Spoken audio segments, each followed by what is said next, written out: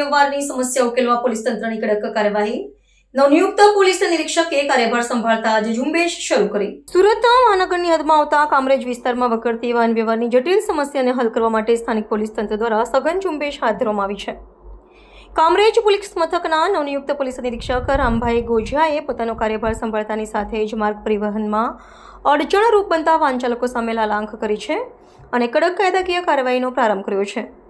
પ્રાપ્ત વિગત અનુસાર યાતાયાતને સુચારુ બનાવવાના અભિયાન અંતર્ગત પ્રથમ દિવસે માર્ગ પર આડેધડ ઊભી રહેતી આશરે 50 જેટલી યાત્રિક રિક્ષાઓને જપ્ત કરીને કાયદેસરની કાર્યવાહી કરવામાં આવી હતી।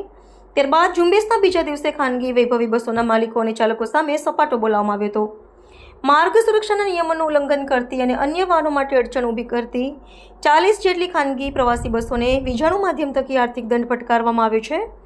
પોલીસ તંત્રની આ ત્વરિત અને આક્રમક કાર્યવાહીને પગલે નિયમોનો ભંગ કરતા વાહન ચાલકો તેમજ ખાનગી બસ સંસ્થાઓના સંચાલકોમાં ભારે ફફડાટ વ્યાપી ગયો છે। કામરેજ વિસ્તારના મુખ્ય માર્ગો પર સર્જાતી વાહનોની ભીડ અને રોજિંદી સમસ્યાથી ત્રસ્ત સ્થાનિક નાગરિકો તેમજ રાહદારીઓએ પોલીસની આ કામગીરીને બિરદાવી છે।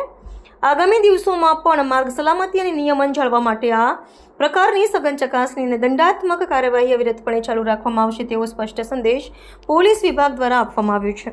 આજરોજ તારીખ 6 એપ્રિલ 2026ના રોજ કામરેજ પોલીસ દ્વારા ખાસ કરીને કામરેજ ચોકડી ઉપર કે જ્યાં ટ્રાવેલ્સના ડ્રાઈવરો ટ્રાવેલ્સને આડેધડ રીતે પાર્કિંગ કરી અને પેસેન્જર ભરતા હોય છે, વારંવાર તેઓને સૂચના આપવા છતાં તેઓ અહીંયા કામરેજ ચોકડી ખાતે આડેધડ અડધો રોડ દબાવીને પાર્કિંગ કરે છે। તે તમામ ટ્રાવેલ્સોવાળા ઉપર BNS કલમ 285 મુજબ ગુનો દાખલ લગભગ 25 ગુના દાખલ કરેલ છે અને તે તમામ ટ્રાવેલ્સના ડ્રાઈવરોના જે લાયસન્સ છે એ લાયસન્સ રદ કરવાની પ્રોસિજર પણ અમે કરવાના છીએ।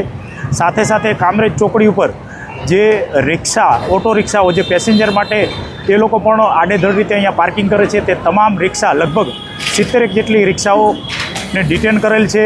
એ તમામ રિક્ષા અને ટ્રાવેલ્સવાળાને અત્રેથી કામરેજ પોલીસ દ્વારા કડક સંદેશ આપવામાં આવે છે કે હવે પછીથી કામરેજ ચોકડી ઉપર મહેરબાની કરી અને રિક્ષા કે ટ્રાવેલ્સ આડેધડ રીતે પાર્કિંગ કરી અને પેસેન્જર નહીં ભરતા, કેમ કે આ નો પાર્કિંગ ઝોન છે અને નો પાર્કિંગ ઝોનમાં જો કોઈ પણ ટ્રાવેલ્સ કે રિક્ષાને પાર્કિંગ કરવામાં આવશે અને પેસેન્જર ભરવામાં આવશે રોડ દબાવીને તો એમના ઉપર સ્ટ્રિક્ટમાં સ્ટ્રિક્ટ કડકમાં કડક કાર્યવાહી કરવામાં આવશે।